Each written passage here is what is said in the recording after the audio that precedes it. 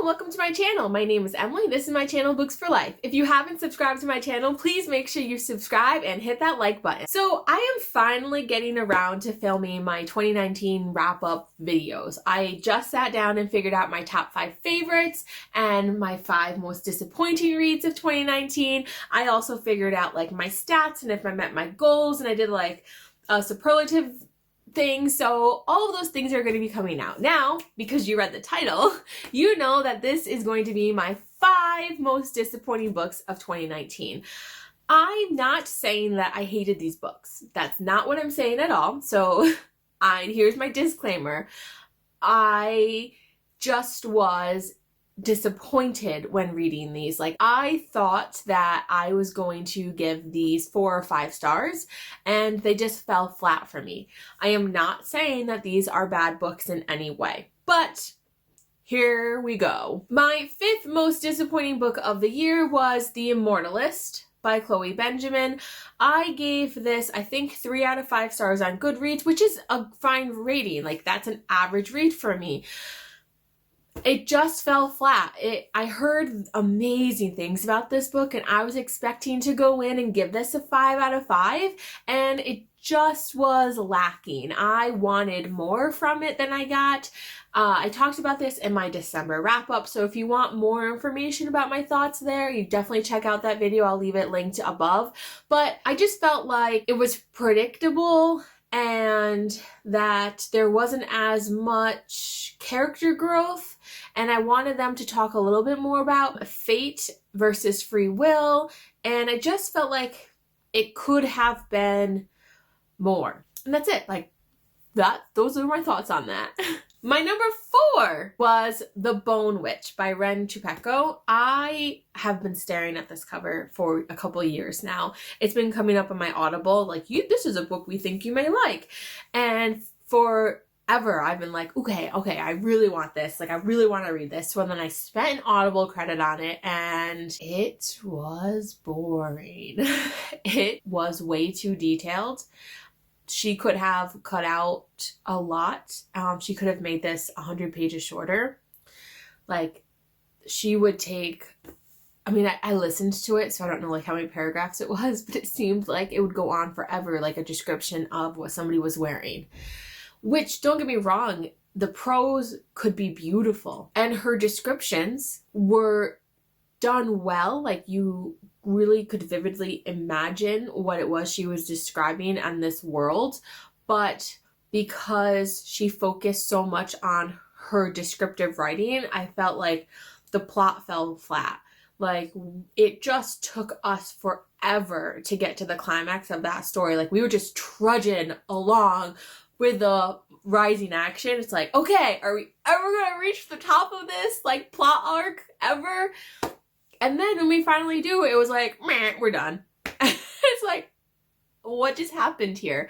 I felt like it picked up toward the end of the book, and I did hear that books 2 and 3 are better, but I don't know if I'm invested enough to keep spending my Audible credits on it. So that's why this fell flat for me. I don't even remember what I gave it, and I don't care enough to look up. But no, I did not give it a very high rating. I think maybe I gave it 2 stars. Number 3 was The Proposal by Jasmine Guillory, and I have been listening to a lot of the Reese Witherspoon book picks, so when I saw that this one was one of her selections, I thought, okay, here's gonna be like another 4.5 or 5 star read for me. Like, Reese Witherspoon has picked like Wild. She's chosen Where the Crawdads Sing. I think On Honeymooners was on her list. Like, there have been some that she has chosen that I have just loved.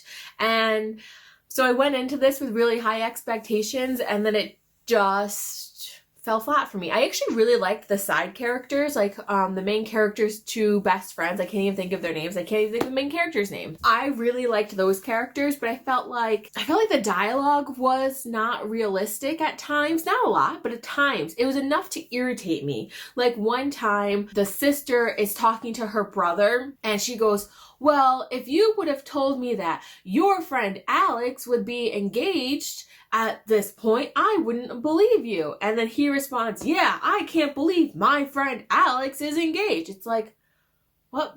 what close siblings, because they were really close siblings, what close siblings talk like that? Like, if I were to go up to my brother Christopher, I'd be like, Chris, did you hear Megan got engaged? I wouldn't be like, Chris, did you hear my best friend Megan got engaged? No, I just would say Megan.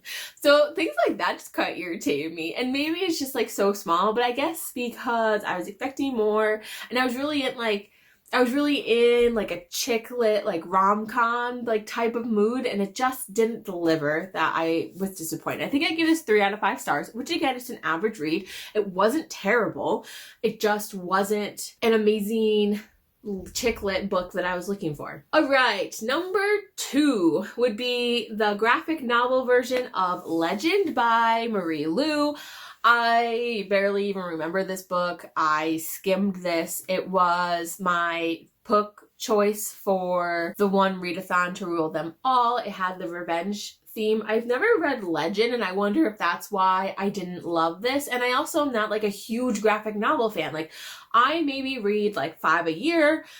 And that's a pretty good year for me. Like, I'm not a huge graphic novel reader, and I got confused early on in the book, and then I didn't care enough to figure out what I was confused about and how to fix it. I think I gave this 1 star. Maybe I was generous and gave it 2, but I was not invested in the story. I didn't enjoy it. I would say that I definitely have like a biased opinion on it, in the sense that I think it has such a high rating on Goodreads because people are reading it for like the nostalgia vibe that from Legend, and I've never read Legend, so I didn't have that going into it as others did. And I don't like going into graphic novels. I don't usually have high expectations, so this was a disappointing read for me. And my number 1 disappointing read, and again, I'm going to say that this is not a bad book. It's just disappointing to me because I thought that this was going to be a 5-star read. Like, there was actually no doubt in my mind that this would be a 5-star read. Like, I was like, oh yeah, this is gonna be great. This is my story. Like, I'm here for it. I'm ready to go. And that would be The Magicians. So I'm really, really sorry, Chris. I know you gave this to me, and I feel like I shouldn't even include this on this list because you gave this to me, and I'm really sorry. So I got put into a terrible reading slump from reading this. I just felt like the first 200 pages were really, really boring, and I didn't care, and I had to just like slog my way through it, which is not how you want to feel. And then like the last 100 pages really picked up, and I heard that books 2 and 3 are even better than books 1, so I'm definitely going to continue reading this series this year. It's just like, I don't want to pick it up, you know? It's just like I didn't have a great experience with it, and like the idea of picking it up and like having to slog my way through another book is like, oh, really? Do I really want to do that to myself? But I really hope that it gets better. But The Magicians did not do it for me. I think on Goodreads I gave this 2.5 stars. Maybe I gave it 3. I don't remember. But I was really disappointed.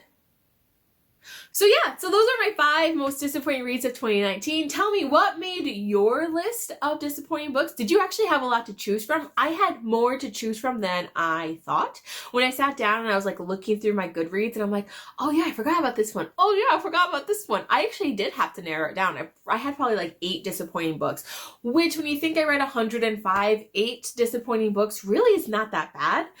But I did have to, kind of like sift through them and figure out which were my top 5.